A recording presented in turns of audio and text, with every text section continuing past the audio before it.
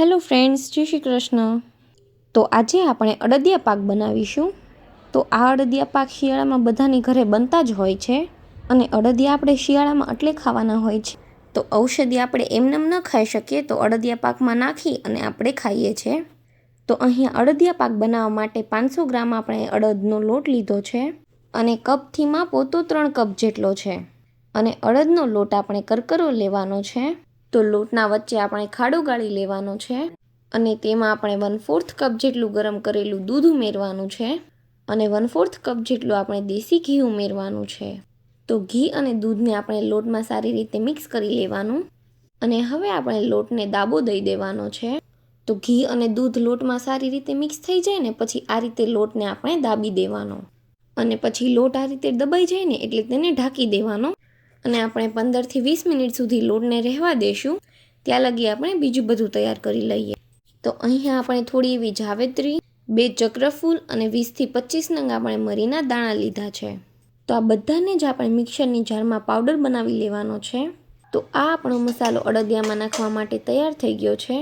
તો તેને આપણે એક ડીશમાં લઈ લેવાનો.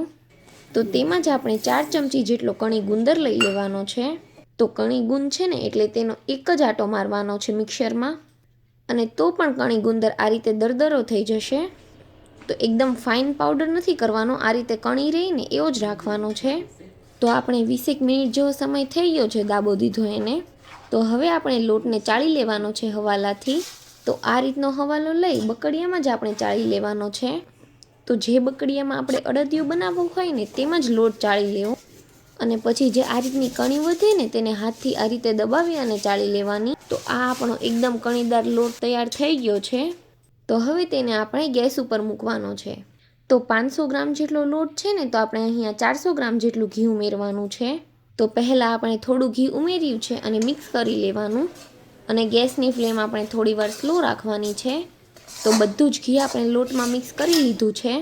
તો ફરીથી તેમાં આપણે 2 ચમચા જેટલું ઘી ઉમેરીશું અને તમને ઘીના માપમાં ખબર ન પડે ને તો લોટ પલળે ને એટલું ઘી ઉમેરવાનું છે અને લોટ આ રીતનો ઢીલો રહીને એટલું ઘી ઉમેરવાનું છે. તો લોટને આપણે સ્લો ટુ મીડિયમ ફ્લેમ પર શેકા કરવાનો છે. તો થોડી વાર થશે ને એટલે એકદમ આ રીતનો પતલો થઈ જશે અને ફ્લફી થવા માંડશે એટલે હલાવવામાં તેને એકદમ આસાની રહેશે. એટલે ઘી તમારે તમારા જરૂર પ્રમાણે જ ઉમેરવાનું. તો હવે લોટ આપણો લાઇટ બ્રાઉન કલરનો થાય ને ત્યાં સુધી સતત તેને ચલાવ્યા કરશું. તો તમે જોઈ શકો છો કે લોટ આપણો સારી રીતે શેકાય અને તેનો કલર પણ ચેન્જ થઈ ગયો છે અને એકદમ પતલો પણ થઈ ગયો છે. અને ઘી તમને ઓછું લાગે તો તમે ઉમેરી શકો છો. તો આ આપણો લોટ પરફેક્ટ શેકાઈ ગયો છે અને જે ગુંદર આપણે ક્રશ કરીને રાખ્યો હતો ને તે ઉમેરી દેવાનો અને ગેસની ફ્લેમ સ્લો કરી દેવાની છે. તો બધો જ ગુંદર આ રીતે ફૂલી જશે અને આ રીતે બધો જ ગુંદર ફૂલી જાય ને પછી જ તેમાં આપણે દૂધની મલાઈ ઉમેરવાની છે.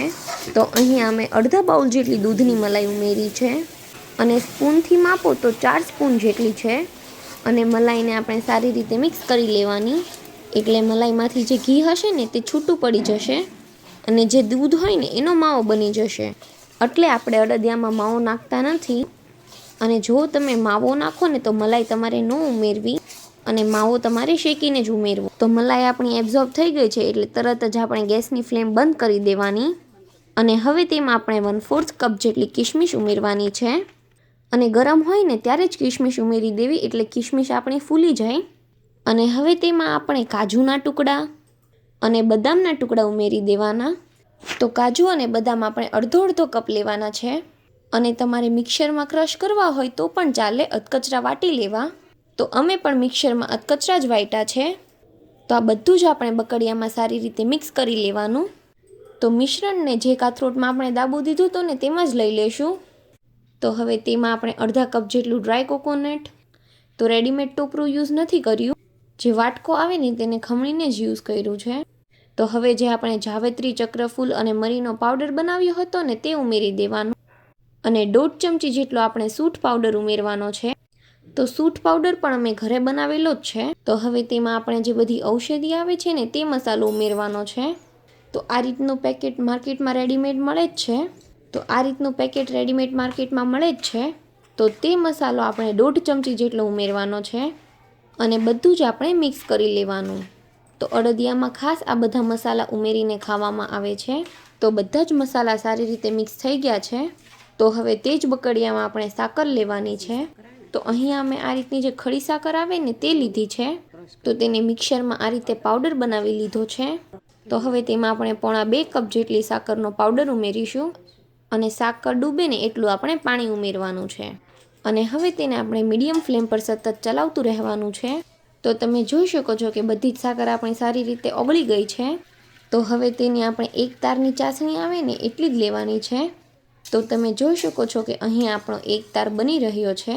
તો આ આપણી ચાસણી પરફેક્ટ આવી ગઈ છે. તો આ આપણી ચાસણી પરફેક્ટ આવી ગઈ છે અને ગેસની ફ્લેમ આપણે તરત જ બંધ કરી દેવાની છે. અને ગેસ બંધ કરશો ને એટલે જે ફીણા હશે ને એ બેસી જશે અને આ રીતે ચાસણી ક્લિયર થઈ જશે.